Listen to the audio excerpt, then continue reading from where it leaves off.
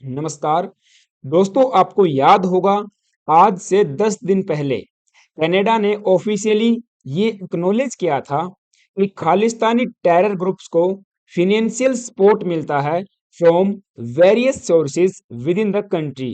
जिस वजह से खालिस्तानियों को एक बड़ा झटका लगा था, क्योंकि बाकायदा कैनेडियन गवर्नमेंट ने एक रिपोर्ट पेश की थी मनी लॉन्ड्रिंग को लेकर, जिसमें एसजेएफ, सिख फॉर जस्टिस जैसे बड़े आतंकवादी ग्रुप का नाम भी सामने आया था, जो कि कनाडा की इंटरनल पॉलिटिक्स में एक सिग्निफिकेंट रोल अदा करता है। एंड इसके पीछे की एक अलग कहानी है कि कैसे कनाडा में सरकार चलाने के लिए खालिस्तानियों के समर्थन की आवश्यकता होती है, क्योंकि कनाडा में एक मेजर चंक खालिस्तानी वोटर्स का है। इसी वजह से जस्टिन ट्रूडो खालिस्तानियों का समर्थन करते थे, क्योंकि उनकी सरकार खालिस्तानी आतंकवादी ग्रुप्स के पॉलिटिकल विंग से चल रही थी। लेकिन अब जस्टिन ट्रूडो तो रहे नहीं, चले गए। अगर रहते तो कनाडा को यूएस का 51st स्टेट बना देते। अब ये देखने को मिल रहा है कि कनाडा की सरकार ऑफिशियली ये एडमिशन कर रही है कि खालिस्तानी आतंकवादी ग्रुप्स को फंडिंग मिलती है वेरियस सोर्सेज से, जिसमें इंडिविजुअल्स भी शामिल हैं, पॉलिटिकल पार्टीज भी शामिल हैं, एंड बड़े बिजनेसमैन भी शामिल हैं।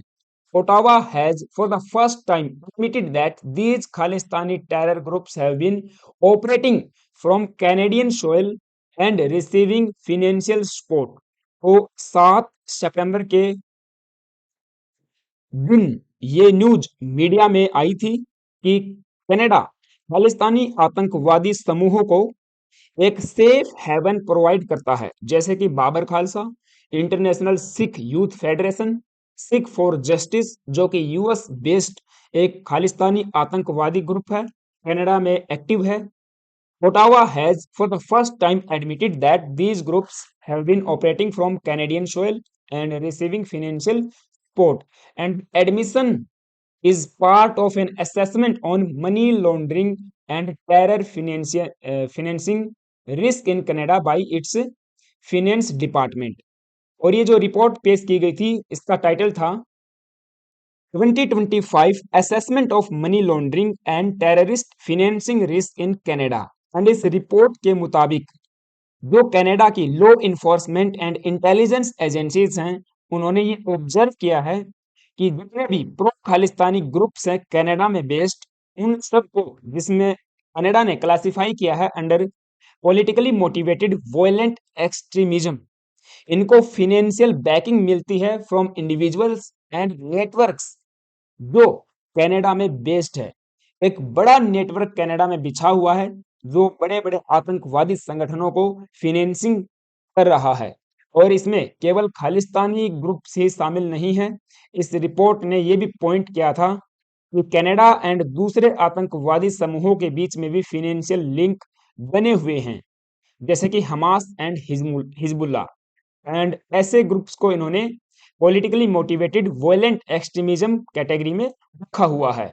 सो several terrorist entities listed under the criminal code in Canada that fall under the PMVE category, जैसे Hamas, Hezbollah, Khalistani violent extremist groups, Babbar Khalsa जिनके नाम हमने बताए, एंड ये सिख फॉर जस्टिस वगैरह वगैरह, ये सब इस बड़े नेटवर्क का हिस्सा है। एंड इनको तरह तरह के सोर्सेज के माध्यम से पैसा आ रहा है, एंड दूसरे देशों को जो है कहीं ना कहीं डिस्टेबलाइज करने का ये लोग काम करते हैं। एंड जैसा आप सबको पता है, 2 साल पहले जब जस्टिन ट्रूडो पावर में थे, खालिस्तानी आतंकवादी हरदीप सिंह निज्जर का केस सामने आया था। एंड जब इस व्यक्ति की हत्या हुई तो कैनेडियन सरकार ने फाइव आइज के साथ मिलकर भारत पे आरोप लगाए, बिना किसी आधार के, बिना तथ्यों के, बिना सबूतों के, कि भारत के जो डिप्लोमेट्स हैं, इंडियन एजेंट्स हैं, उनका यहाँ पे रोल रहा है इस असैसिनेशन में। एंड हमने देखा था कि यूएस में, यूके में एंड कनाडा में वेरियस बड़े आतंकवादी, खालिस्तानी आतंकवादियों को मारा जा रहा था। तो इन्होंने डायरेक्टली जो है भारत की सरकार पे आरोप लगाए थे कि इंडियन गवर्नमेंट का कहीं ना कहीं उसमें रोल रहा है। और जब इनसे सबूत मांगे गए तो इनके पास सबूत के नाम पे कुछ भी नहीं था, कोई एविडेंस ये हमको पेश नहीं कर पाए थे। एंड उस टाइम पे हमने देखा किस तरह से जस्टिन ट्रूडो ने भारत के साथ डिप्लोमेटिक रिलेशंस को खराब किया, बहुत ज्यादा स्ट्रेंड हो गए थे। एंड जैसे ही जस्टिन ट्रूडो पावर से जाते हैं, मार्क कार्नी आई थिंक अभी भी वही बने हुए हैं, तो मार्क कार्नी के आने के बाद मुझे एक्चुअली में पता नहीं कि कनाडा में मार्क कार्नी ही पावर में है या कोई और आ गया है, बट जैसे ही दूसरे यहाँ पे लीडर आते हैं, प्राइम मिनिस्टर आते हैं, तो भारत के साथ डिप्लोमेटिक रिलेशंस को बहाल करने की कोशिश की गई थी। हमने एक दूसरे के डिप्लोमेट्स को एक्सपेल कर दिया था विद इन टाइम फ्रेम। तो ऐसे में बहुत ज्यादा हमारे रिलेशन खराब हो गए थे।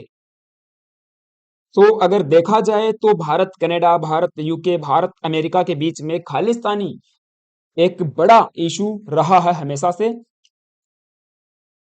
जब कभी भी भारत की सरकार इन देशों से खालिस्तानी आतंकवादियों को एक्नॉलेज करने के लिए कहती है, किसी भी चैनल के माध्यम से, वो डिप्लोमेटिक मैन रूट होता है, तो यहाँ पे ये देश पीछे हट जाते हैं, चाहे यूके हो, यूएस हो या कनाडा हो, ऑस्ट्रेलिया की भी इसमें हम बात कर सकते हैं।